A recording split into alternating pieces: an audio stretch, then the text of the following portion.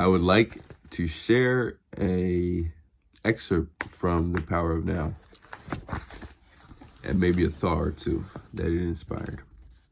Introduction, the origin of this book.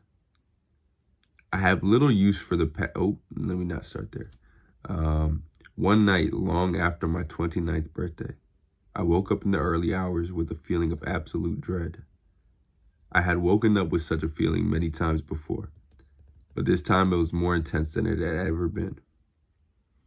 The silence of the night, the vague outlines of the furniture in the dark room, the distant noise of a passing train.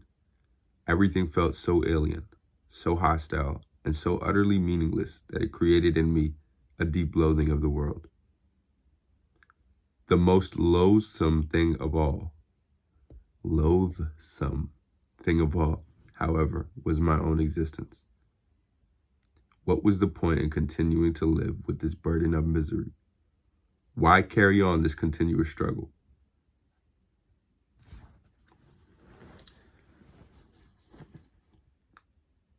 What really piqued piqued inspiration for me was the part where it said, the silence of the night, the vague outlines of the furniture in the dark room, the distant noise of a passing train.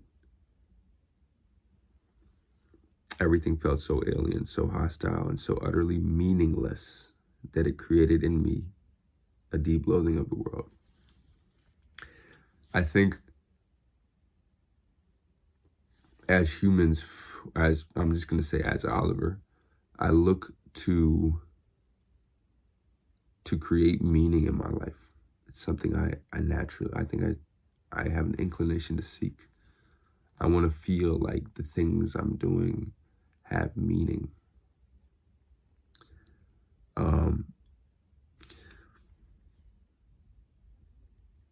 And it's easy, or I have found myself many times searching for meaning as if it's some future thing that I have to get to. You know, it's often a driver for working to accomplish something. It's like, oh, I want to accomplish this because it'll be meaningful. It will be meaningful to have this thing done. It will be meaningful, future. I'll be able to look back past and say that, wow, I worked through that. I experienced challenge and creative breakthroughs and met people and whatever came by. But the thing is,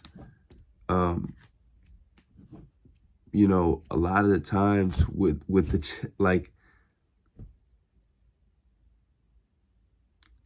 the greatest meaning is found in this moment. But that takes honor. It really requires a savoring of this moment, an appreciation for this being the only thing that's real, this moment. Everything else is a fixture of our imagination, and that's not a bad thing, but nothing compares, nothing amounts to this moment. Everything else is a concept in our minds. And again, nothing wrong with that.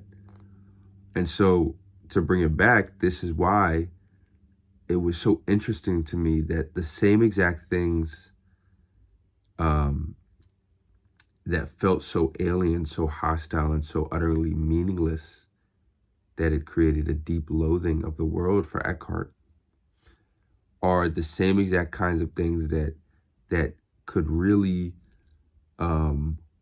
help us to deeply appreciate this moment. When we have an understanding, and again, this is just an idea. Maybe it doesn't have to be like this for you, but when I have an understanding that this moment is simply just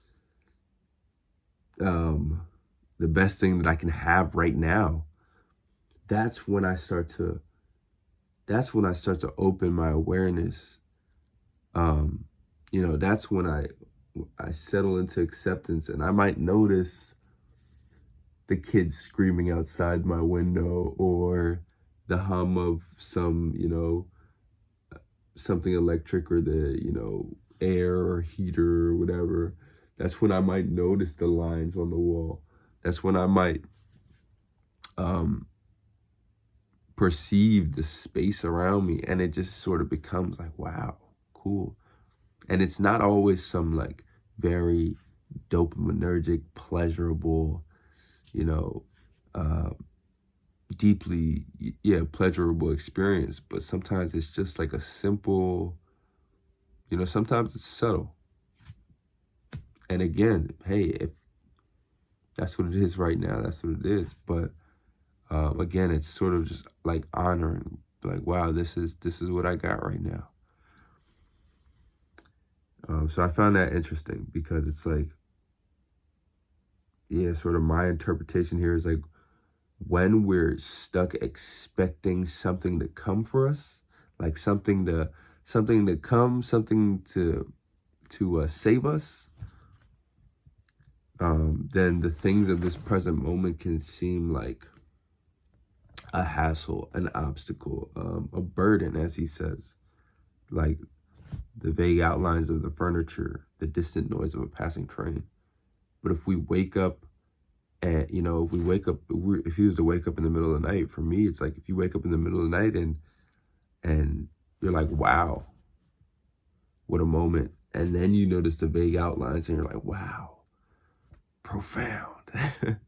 So that's really the insight I had reading that little thing right there.